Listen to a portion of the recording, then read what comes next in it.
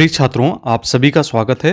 NCERT कक्षा 10वीं गणित विषय के अध्याय 10 वृत्त के अंतर्गत प्रश्नावली 10.1 का प्रश्न क्रमांक 3, जिसके अनुसार 5 सेंटीमीटर वाले एक वृत्त की बिंदु P पर स्पर्श रेखा PQ केंद्र ओर से जाने वाले एक रेखा से बिंदु Q पर इस प्रकार मिलती है कि OQ बराबर 12 सेंटीमीटर और PQ की लंबाई होगी।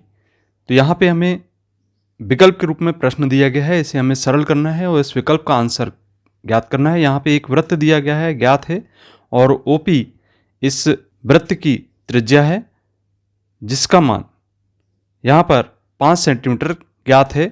इसी प्रकार से OQ वृत्त के केंद्र से उस Q बिंदु तक की दूरी है, जो कि स्पर्श रेखा का दूसरा बिंदु है। PQ यहाँ पे एक स्पर्श रेखा है। तो इस प्रश्न में हम देख रहे हैं, चूंकि स्पर्श रेखा लंब है त्रिज्या पर, तो यहां पे एक समकोण त्रिभुज निर्मित हो रहा है, जहां पे 90 अंश का कोण बिंदु P पर बन रहा है। समकोण त्रिभुज OPQ में पाइथागोरस प्रमेय से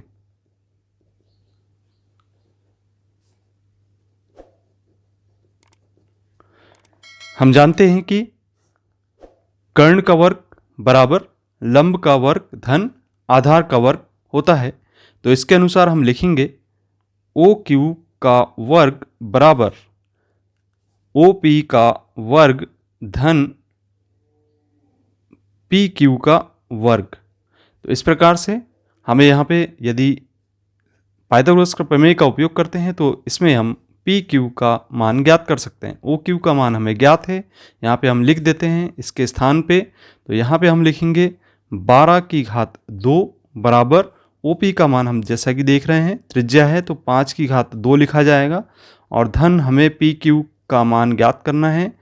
अब इसके अनुसार इसको हल करते हैं तो यहाँ पे 144 होगा और 5 की घात 2 अर्थात 25 होगा, धन PQ का वर्ग।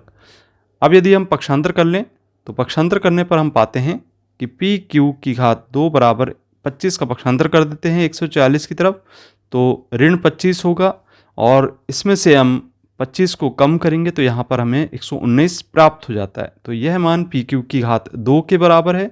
अब यदि हम यहाँ से वर्ग हटाते हैं तो यहाँ पर वर्गमूल लग जाएगा। तो इस प्रकार से PQ बराबर कर्णीय 119 सेंटीमीटर हमें ज्ञात हो जाती है इस स्पर्श रेखा की लंबाई, जो कि हमें ज्ञात करना था।